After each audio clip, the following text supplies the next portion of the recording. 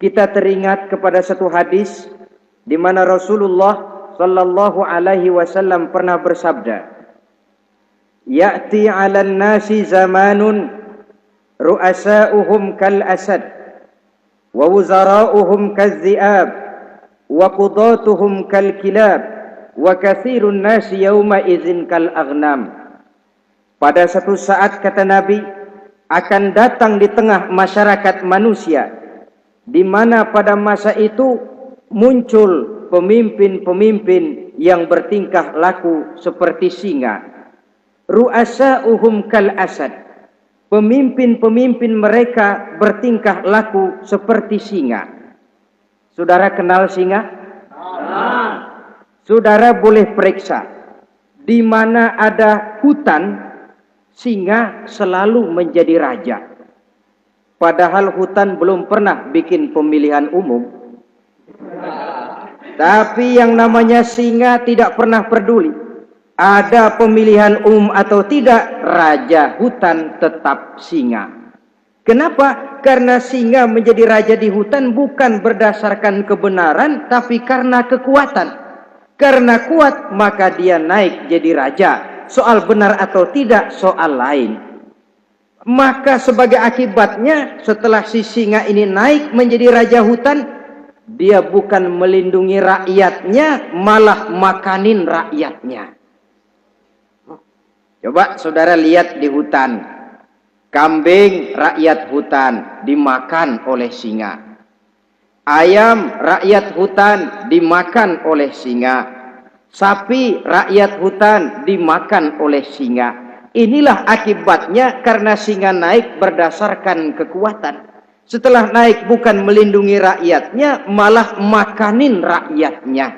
Mental semacam inilah yang dimiliki oleh Raja Namrus laknatullah alaih. Cuma karena rasa ketakutan akan datang orang yang akan menumbangkan kekuasaannya, maka seluruh bayi laki-laki harus dibunuh tanpa dosa apapun. Itu akan datang di tengah masyarakat manusia, muncul pemimpin-pemimpin yang mentalnya seperti singa. Lah kalau yang jadi pemimpin sudah seperti singa, wa wuzara'uhum kaz-zi'ab. Yang jadi wazir, yang jadi menteri, kata Nabi, lagunya seperti serigala. Nyetel ini. Kalau sudah pemimpin seperti singa, yang jadi menteri seperti serigala.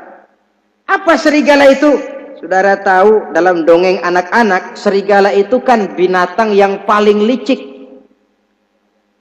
Untuk terang-terangan dia tidak berani karena tidak punya kekuatan seperti sang singa. Maka dia pakai ilmu kelicikannya. Serigala itu kalau ingin makan daging ayam, pakai bulu ayam. Kalau kepengen makan daging kambing, pakai bulu kambing. Pendeknya, serigala binatang yang menghalalkan segala macam cara asal tujuan tercapai. Itulah serigala, lambang dari sifat kelicikan. Lempar batu, sembunyi tangan. Pengen makan daging ayam, pakai bulu ayam, nyaruh jadi ayam. Pengen makan daging kambing, pakai bulu kambing, nyaruh jadi kambing. Ini akibat dari yang pertama tadi. Pemimpin seperti singa, lalu menteri pun seperti serigala. Efeknya kemudian yang segera menyusul apa? Wa qudatuhum kal kilab.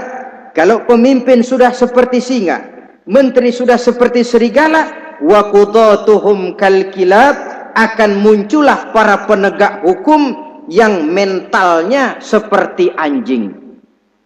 Inna lillahi wa inna ilaihi raji'un. Penegak hukum yang mentalnya seperti anjing itu. Anjing, saudara lihat, anjing akan setia kepada siapa saja yang memberinya daging. Kalau dia disuruh jaga rumah, dia tidak bisa membedakan mana yang maling, mana yang tamu. Biar yang datang tamu, kalau nggak bawa apa-apa, pasti digonggong. Biar yang datang maling, kalau bawa daging, anjing kalem. Pokoknya siapa yang memberi saya daging, itulah majikan saya. Apa kata majikan saya, itulah yang saya laksanakan. Maka hilang kebenaran hukum, hancur norma-norma keadilan. Oleh karena apa? Oleh karena anjing dapat daging. Lalu dalam kondisi semacam itu, yang jadi rakyat bagaimana?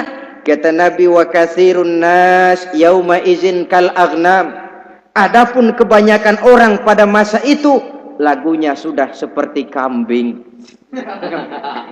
Saudara, kambing itu binatang yang cuma menang groyokan dan tidak punya alternatif.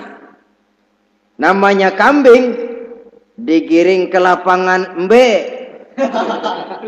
Betul kan? Betul. Digiring ke kuali embe, dikasih makan rumput embe, sampai pun mau dipotong masih embe juga. Tidak punya pilihan lain si kambing ini, tidak punya alternatif lain. Kondisi semacam inilah yang terjadi di masa pemerintahan Raja Namruz laknatullah alaih.